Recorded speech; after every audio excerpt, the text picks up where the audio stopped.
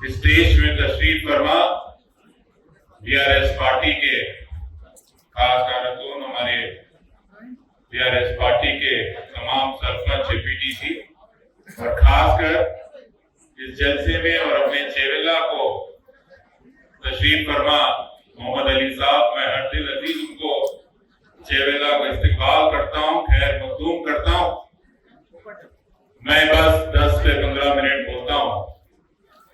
जो भी बात मैं बताता हूँ याद रखना, जो भी बात मैं आपके सामने रखता हूँ हर बात को अपने गांव में, अपनी बस्ती में वापस लेकर जाना। और जो भी यहाँ वहां बचे हुए हमारे दोस्त हो, रिश्तेदार हो, जो अभी कांग्रेस को वोट डालने में अभी कुछ लगे हुए, उनको समझाना। जब इलेक्शन का नोटिफिकेशन जारी था, मुझे जब ऐसे अफवाहें सुनाए गए कि रियासती तेलंगाना के मुसलमान ये बार कांग्रेस पार्टी को वोट देंगे, थोड़े लोग ऐसे चंद लोग जो पेपर चलाते हैं, जो मीडिया चलाते हैं, यही अफवाह पकड़ा के हर एक घर पहुंचाने का कोशिश करे कि रियासती तेलंगाना के मुसलमान ये बार केसीआर साहब के साथ नहीं है। मैं आज तकरीबन 20-25 दिन ग्राउंड पे काम कर रहा हूं, केसीआर साहब की बात हर घर घर पहुंचाने का कोशिश कर रहा हूं। मैं आज बता सकता हूं चंद 10 से 15% लोग ऐसे हैं जो कांग्रेस पार्टी की तारीफ कर रहे, बाकी की 80 की 90% मुसलमान इस रियासत के, साफ साफ बता रहा हूँ, 80 से 90% इस रियासत के मुसलमान केसीआर साहब के साथ है। और आने वाले इंतखाबाती होगी तो ये बात केसीआर साहब की हाथ तीसरी बार मजबूत करने वाले। क्यों करने वाले, ये बात भी सोचना अपन। मुसलमान रियासती तेलंगाना में क्यों केसीआर साहब के साथ खड़े, क्यों उनकी हाथ मजबूत करने में लगे हुए, इसकी भी थोड़ी बात करना चाहिए।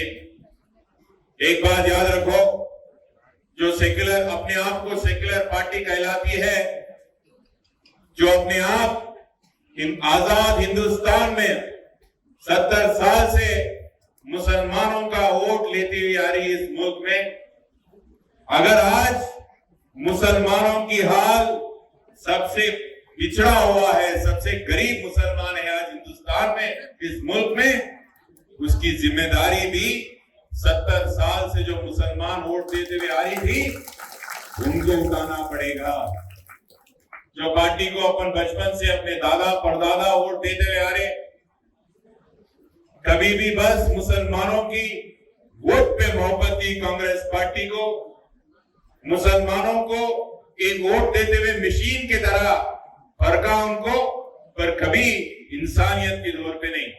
केसीआर साहब ऐसे एक वजीर आला है जो अभी के हिंदुस्तान में नहीं, हिंदुस्तान, आजाद हिंदुस्तान इतिहास में सिर्फ ऐसा एक वजीर आला है जो मुसलमान भाई और बहन को तरक्कियां दिया।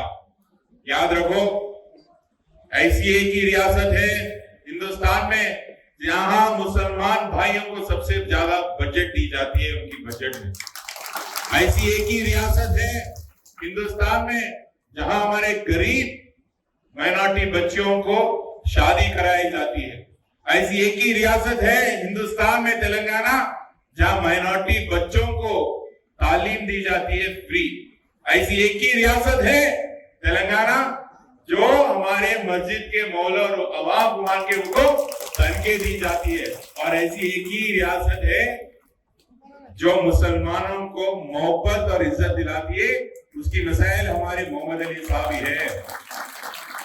कौन सी भी रियासत में वो कांग्रेस पार्टी की भी रहने दीजिए, एक मुसलमान को पहली दफा डिप्टी चीफ मिनिस्टर और ये दफा होम मिनिस्टर कौन सी भी कांग्रेस पार्टी की रियासत में नहीं है। आप देखते रहेंगे कौन सी भी जलसे में सीएम साहब के बगल में मोहम्मद अली साहब बैठते। इसका क्या मतलब होती, इसकी मतलब ये होती कि केसीआर साहब अपन को बता रहे कि यहाँ का गंगा जमुना तहजीब है और हम मुसलमानों की तरक्कियां की नहीं, यहाँ पे हम इज्जत भी देते हैं उनको और मोहब्बत भी करते हैं। ये हमारी रियासत का खास बात है, हमारे लीडर सदर साहब का खास बात है, हमारे वजीर आला के खास बात है। और वो तरफ कांग्रेस पार्टी की सदर उनकी बुनियाद कहां से है भाई? बोलो कहां से? आरएसएस से। देखे तो 2 दिन पहले कैसे पेश आए नमाज की टोपी से, देखे हो? देखे नहीं देखे? नहीं देखे तो दिखाओ और हमारे अम्मा को भी बताओ। जो नमाज की टोपी से बेइज्जती से पेश आते हैं, जो कभी मुसलमानों से मोहब्बत करेंगे? अभी ये बात हमारे कांग्रेस के दोस्त को भी बचे हुए मान को बोल रहे हैं। हर वक्त कांग्रेस का मसाइल लेके आते हैं, उनकी हर वक्त वहां की हुकूमत ऐसा काम कर रही वैसा काम कर रही, हमको बताने का कोशिश करते कांग्रेस वाले। कांग्रेस ने हुकूमत में आने के लिए रियासती कर्नाटका में माइनॉरिटी भाइयों से 2 वादा करे, 2 जुबान दी। एक हो गई, हम सरकार में आते ही, हुकूमत में आते ही बुर्का बैन उठा देंगे, और दूसरा बात बोले हम हुकूमत में आते ही बजरंग दल का बैन करेंगे। ये दोनों भी चीज मैं आज कांग्रेस पार्टी दोस्तों से जवाब पूछता हूं, ये दोनों की चीज के आप इस्तेमाल हुआ ये कर्नाटका में, एक बार पूछ लेना। आज बुर्का बैन नहीं उठाई गई और बजरंग दल का भी बैन नहीं हुआ। आज बताइए कांग्रेस पार्टी कौन झूठ बोलते हैं मुसलमानों की वोटों के लिए? आप झूठे वादा बोलते। राहुल गांधी 1 महीने पहले टुकड़ा आया, 6 गारंटी बोला हूं। इतना ही मोहब्बत मुसलमानों पे है, उनकी तरक्कियात पे है, तो 6 गारंटियों में एक भी मुसलमान की गारंटी क्यों नहीं दी गई? एक बार पूछे आप। मुसलमान की तरक्कियात के लिए एक भी गारंटी क्यों नहीं दी? उनके पूछना चाहिए कांग्रेस पार्टी से। भाई अभी बहुत देर हो गया, मुझे बहुत देर भी जाना है। मैं गुजारिश करता हूं, कार के निशान पे 30 तारीख आना, नंबर 1 पे वोट दबा के कार पे देना।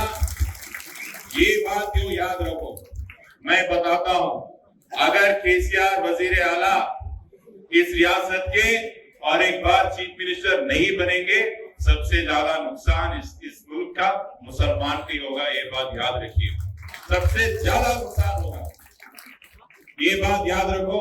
और एक बात छेवला के ताल्लुक से भी 2 बात बताना चाहता हूं। यादना बहुत साफ इंसान है, नेक इंसान है, किसी का बुरा ना चाहते, बुरा नहीं बोलते। आज कांग्रेस पार्टी का जो शख्सियत है, जो कैंडिडेट यहाँ का है, कैसा इरादा रखते हैं, उनकी बैकग्राउंड क्या एक बार परखिए। ऐसे लोग जो जेल में रह चुके 6 महीने पहले कत्ल के लिए, जो कत्ल करा 6 महीने से 1 साल, खुद के साले को उन्होंने कत्ल करे, सो ऐसी शख्सियत को आज कांग्रेस पार्टी टिकट दी। यहाँ पे छेवेला में तकरीबन 30-35 साल से सियासती बाजू रखी है। सियासत इलेक्शन होने के बाद कोई सियासत नहीं करता है। यहाँ पे प्यार और मोहब्बत का एक माहौल रहता है यहाँ पे छेवेला में। अपने यहाँ पे अगर ऐसा एक एमएलए आ गया, यहाँ पे शांति और अमन नहीं रहेंगी, तो सोच लेना छेवेला में धंधे क्या करेंगे, बिजनेस क्या करेंगे। ये बात एक बार सोच लेना। और एक वक्त मैं आप सबके सामने मिलने की कोशिश करता हूँ। खुदा हाफिज। पर याद रखना, केसीआर साहब और यादना को जरूर जिताना, इससे अपनी तरक्की होगी। खुदा हाफिज।